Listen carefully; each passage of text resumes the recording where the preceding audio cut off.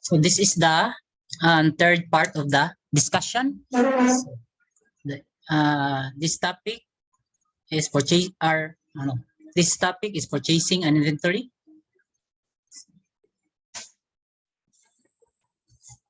So what are the benefits of the inventory management program? So these are the benefits. So first benefit is supplies and reagents always available. So if you have a good inventory control, then there's no problem. There will be no problem with the shortage of supplies and reagents. For example, your test kits or your controls or reagents. Then next is minimize wastage. Minimize waste. So by controlling your inventory and classifying your inventory and arranging your inventory according to expiration dates, then you can control the waste. So at least there will be no waste or zero waste. So muna ang goal sa lab. So there should be no waste nga ma-utilize tanan test and minimize ang waste. Then stay within budget. So when your inventory control kay ni-follow sa inyong SOPs sa inyong inventory, then you can budget your allocation nga unsa man, which is nag-need og budget sa clinic sa lab, which section in the lab that needs budget more as compared to the other section. So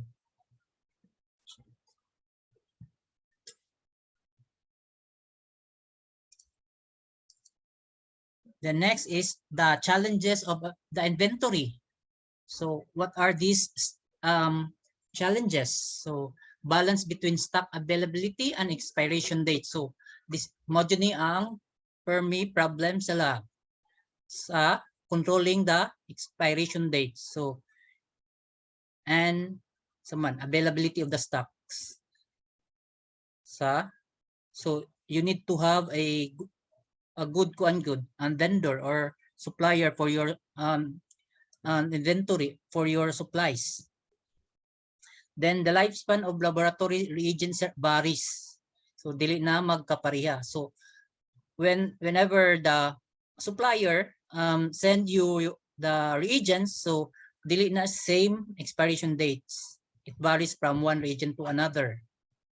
Even if it's the same reagent, mabari gapon ang expiration dates in each of the reagent, even if it's the same. So you need to categorize these expiration dates in chronological order. So when I was in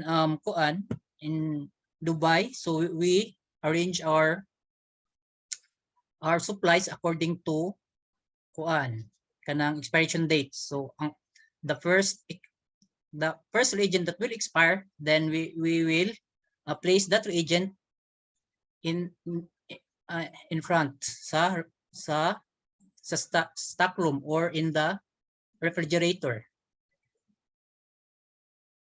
And then we log every day when we will use the reagent.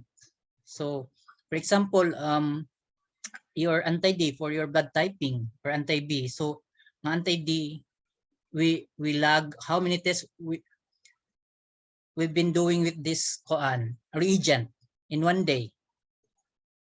So pila ka test. So log. So ano siya? So establish a system to qualify and select vendors. So this is the very important that you need to select good vendors, which are kanang trustworthy, honest, and reliability. and their supplies are readily available. If you want to call them nga, you need this kind of supplies immediately. Then define criteria for supplies and services to be purchased. So you need to define the needed in the lab, mostly needed in the lab. Sa may permi ipatest sa patient sa inyong lab. Mao na inyong trend for purchasing your supply. Then use information from other laboratories. So you need to check vendors reviews from the other labs. So usually from one lab to another kay magkaila na sila. So they have connections. So especially if you have partner laboratories during just what I've said earlier nga na ay contingency plan. If there is kanang breakdown sa inyong machine, then you will call the other laboratories, and you will also ask that laboratory for this specified vendors if they are trustworthy, reliability, and sapat lang ito sa honest usually. Because one time I had experience with in the laboratory that the supplier gave us expired reagent, nearly expired reagent, so it will expire 1 month after. So what we did was we returned that reagent back to the supplier, and in writing that they need to, again, these are their responsibilities, that they need to replace that reagent or reagents back to the laboratory with longer expiration date sa reagent. Dili na sila kanuno good, Jude. Kay na ay agreement between the lab and the suppliers or the supplier. So use information from other laboratories. So evaluate before purchase and after receipt. Usually if they will apply for kanang partner supplier sa lab, they will give sample reagents. So the lab will evaluate for about 3 months or 6 months if their reagent or their test kits are good performance. So unsa man nimo pakibaw nga good performance ilang mga reagents, so you can see it sa for example your test kits. So your test kit should have this control line. So control line, then if you test a patient, should have this control line. If the patient is positive, there should be two lines.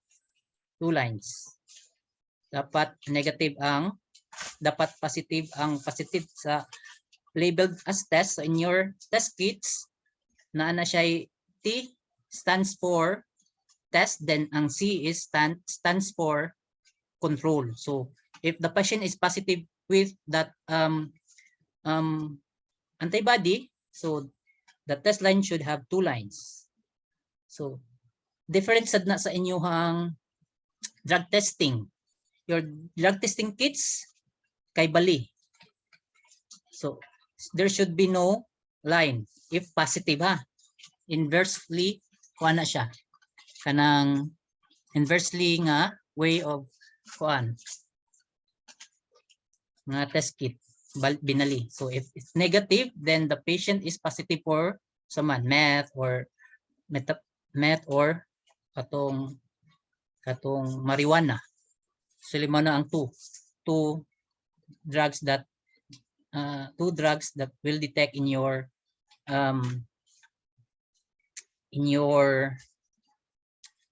drug testing kits.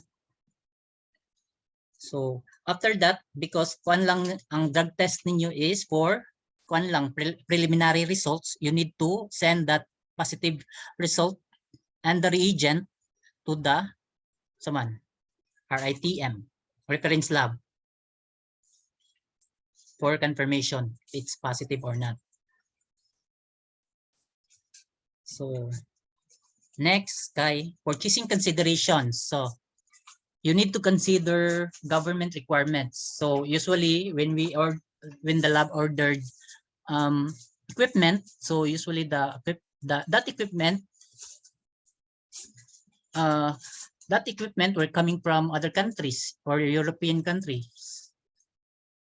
So that equipment will undergone inspection by the Bureau of Customs. So in the Bureau of Customs, there should be someone, sender, the name of the sender, the receiver, and the taxes incurred of that equipment. Mana inyo i-consider. So government requirements. Next is you can negotiate prices sa inyong supplier because we're not the lab is not purchasing in individually kits or supply.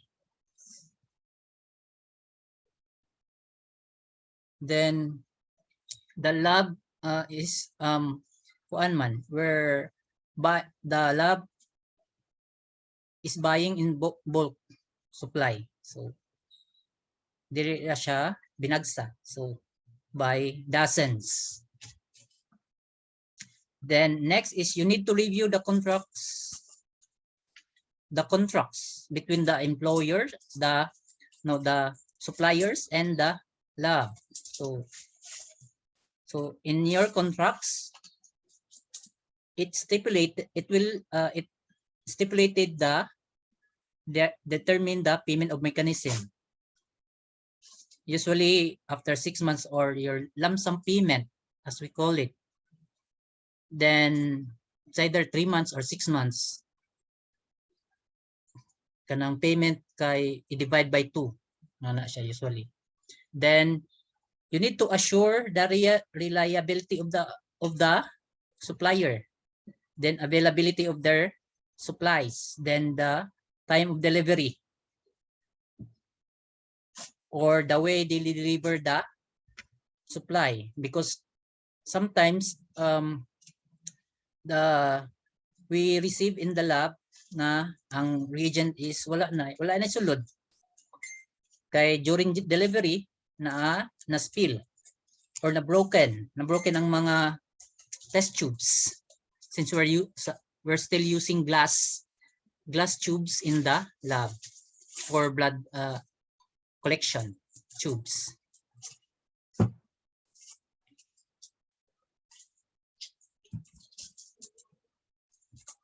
The next, this is how to implement inventory control. So assign responsibility. So there should be one main assigned and responsibility for purchasing an inventory, but the responsibility is not focusing on the main assigned person. So the responsibility should be for all of the medtech in the lab. So mo to ang giingon ninyo nga every section of the lab there should be an inventory kung pila ilang na use na reagent, then pila ka test done with that reagent, mana siya lay logbook, separate logbook aside from the main logbook nga naa sa main responsibility sa purchasing an inventory. Next is analyze needs. So there are two kinds of quantifying supplies. So I will discuss it to you later. One is consumption-based, and the morbidity-based quantification of your supply. So we're using also statistics for analyzing the needs.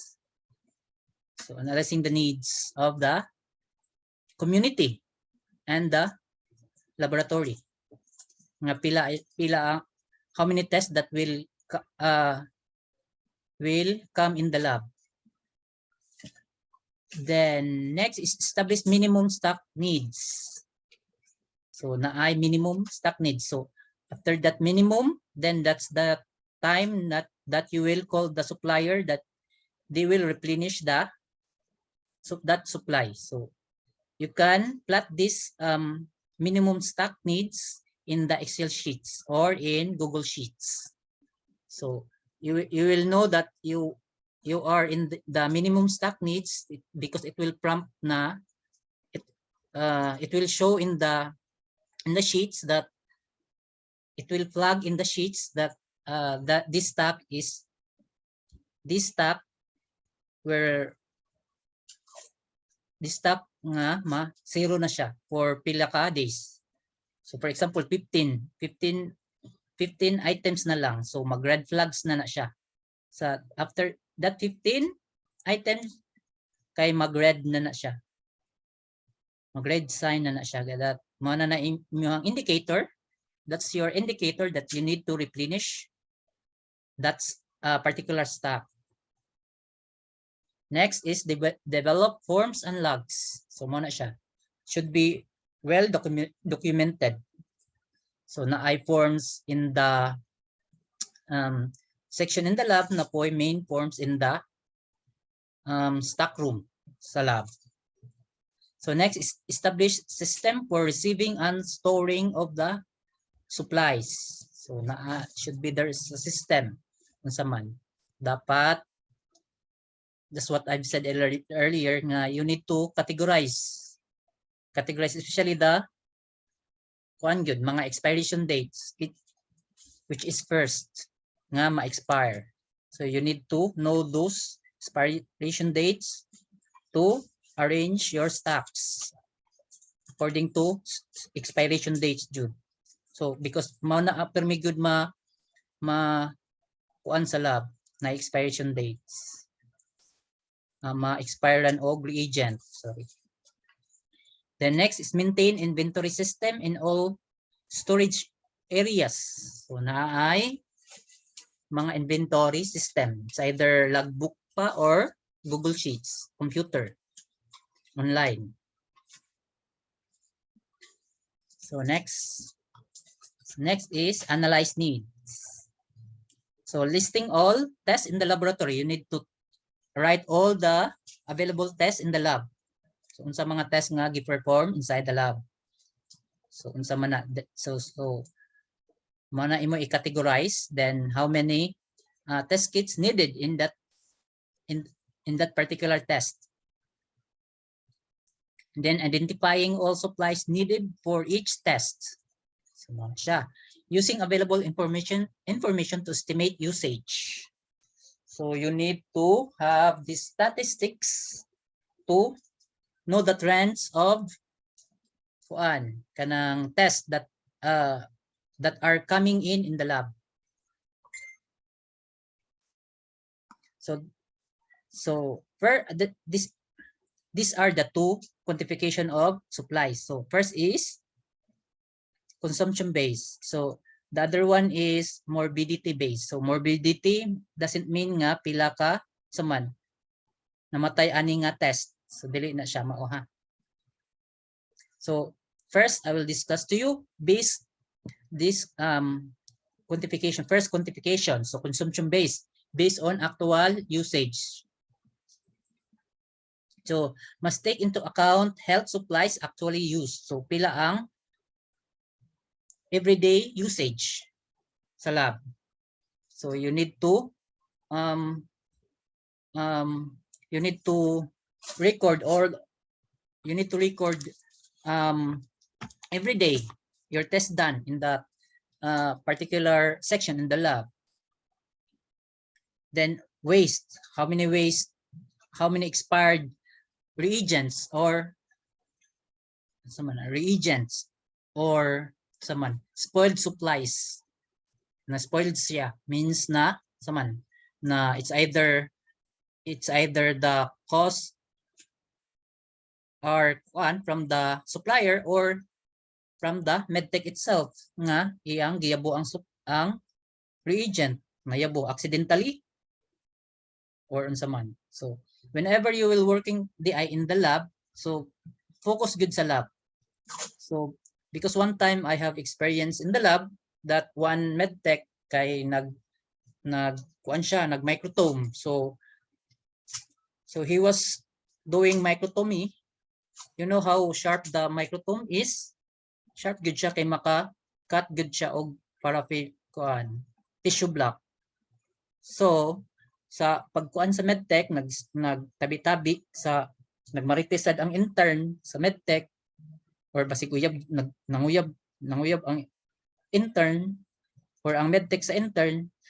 So accidentally nakat na nasamad iyang finger. So almost nga nakat na putol. So nakita gyud ang bones sa finger niya. Can be kuan good cautious.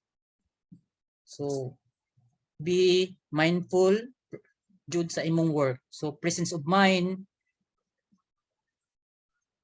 know your responsibilities, know your task in the lab, focus on the task, and follow the SOPs. So if there's something wrong, then if someone will question you, then you can say that you are just following the SOPs. So dili na sila ka blame nimo kay ni follow ra man kasi SOPs. So ano siya. So next is supplies out of stock for more than 15 days during any time of the year. So mo na siya. Mo na imuhang pila ang stocks nga mo out of stock after more than 15 days na siya. So this is the example of a bar graph for quantifying your supply. So ang gi-stipulate niya kay slides, immersion oil, and collection containers. Mo na ang usage. Sa first quarter or pila ni 1 month or 1 month, 2 month, 3 month or 4 month. It depends sa imuhang statistic. So kani ang slide is colored pink, then immersion oil is red, then collection containers is blue. So from first quarter kay na ay trend sa slides until the third quarter. So palit siya og saka after third quarter. So you can notice nga you can by analyzing the graph you will know the trend of the supply that unsay needed ani nga kuan.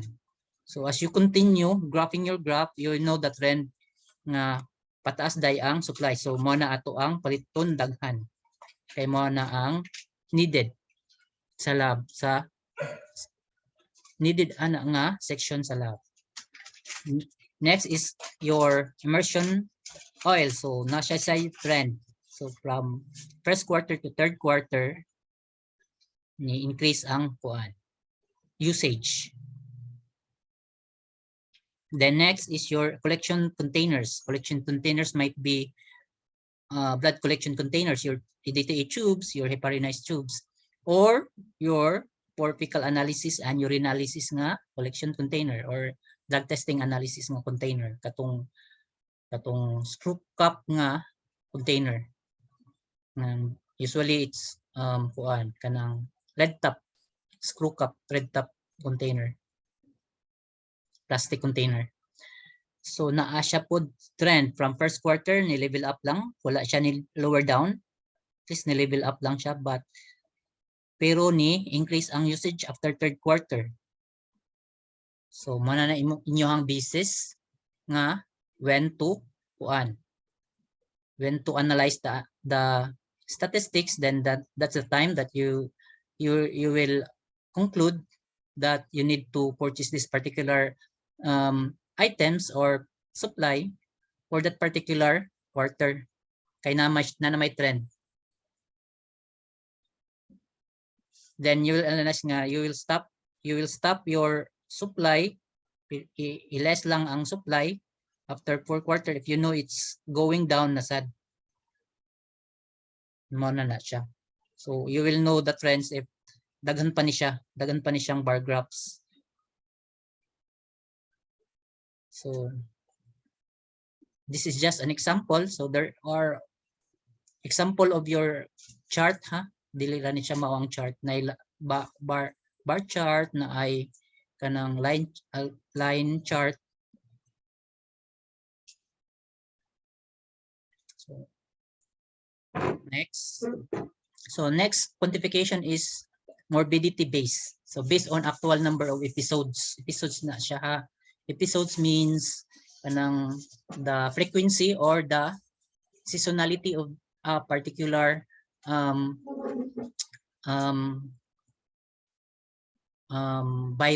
virus or saman kanang ting season or for example your seasonal flu or ting diarrhea baron nga kuan kay kuan sarna ting ulan or ting dengue season. So mo na siya ang mean of episodes. So sa inyong morbidity based nga quantification sa inyong supplies. So these are the saman sa this is the must take into account mo na imong basis. So population size. So saman sa kadaghan na ang population size within that community in the lab. So mag-estimate ka pila sad ang how many individual confined in the hospital with that saman with that flu. So this is incident. So pila man ang naka-imong list down how many patient that are confined in the hospital with this kind of disease. Then accuracy of morbidity data. So you need to plot your data in saman. Mo to ang bar graph is either bar graph or line graph. So then treatment guidelines. So you saman for you because for example just one example for this criteria kay your COVID-19. So there's no known treatment. So unsa man ang basis sa pag control sa disease is to test, to swab, to test. Then laman siya, isolation naman. After testing, then the government will call you for isolation. They will during the pandemic kay the government will go to your house and get you out from the house.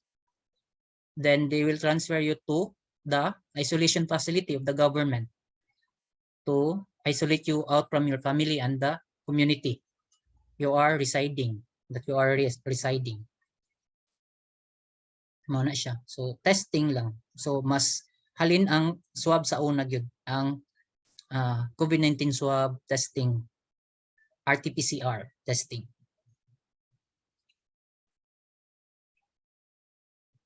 Then this is the example of the line graph for morbidity. So iyang example ang influenza, diarrhea, and TB. So mostly kay diarrhea ang trend. So next to influenza is diarrhea, which is colored brown.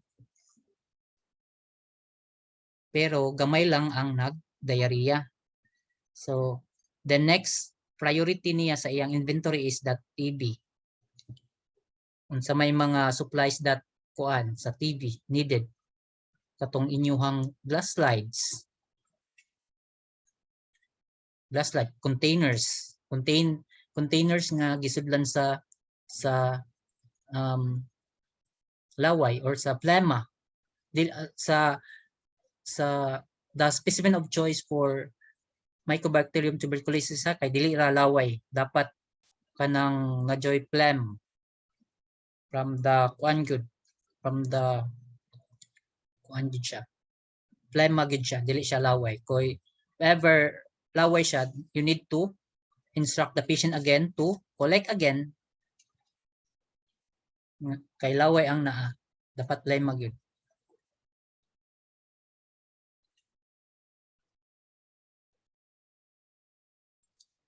So ang TB kay daghan kay ang incident. So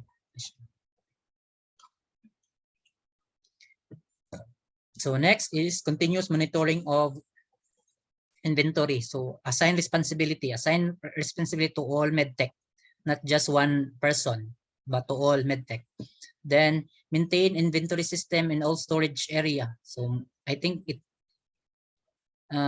this slide was discussed in the previous slide. So the next is conduct weekly physical counts. Weekly. So na ideally, then nasa weekly dapat to assess the quality accuracy of the logbooks or the counting of the supplies per day or per week. And then you can plot this in the charts, your statistical chart, to know the trend. Then update records. So you need to update records every day. Kay every day man ka nag-use sa reagent or that or supply or that test kit or the supply. Next is computerized stock management. So what are the advantage of computerized stock management? So exact current state of stock. So kay everyday man ka nag-log sa imuhang usage. Then management of expiration dates. So naa dito sa inyong computer nga name of the stocks, number of usage, pila ka test nga done with that reagent, and the expiration date beside the name of the reagent. So mana siya ang the effective way of assessing your stocks. Then makes inventory task easier because nara saya sa computer or online. So you can access the stocks through phone. You can use your phone kay nara man sa Google Sheets. But you need to assign those person kanang allowed person to access that stocks. Dili siya dapat kanang public, should be private and assigned person lang, like medical technologists in that section in the lab. Then the drawbacks are on-site computer is needed, but this one is not obsolete na because we're now online, so we can access that Google Sheets through our phones. Then requires training of staff. So required na siya i-train ang staff that can access that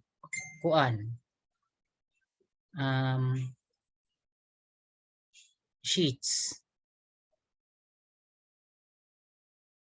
So this is the last slides. So I think this is the last that will conclude your part 3 of the discussion. So I will leave you this saying that start by doing what is necessary, then do what's possible. Then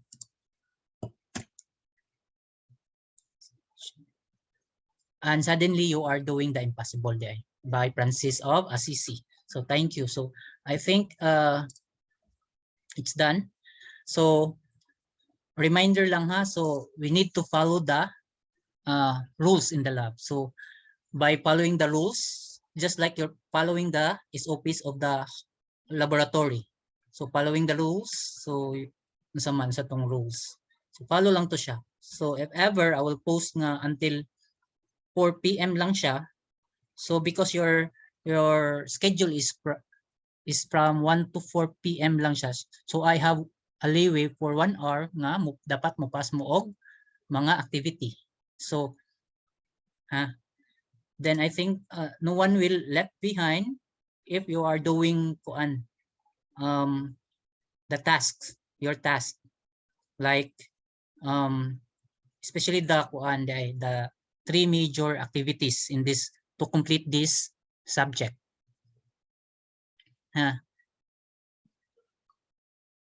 So thank you everyone for listening. So please study the I in advance, because sometimes we will give questions in your quizzes from P1 to from P1 to P2 or from P2 to P1 and vice versa. Okay, thank you so much. Bye.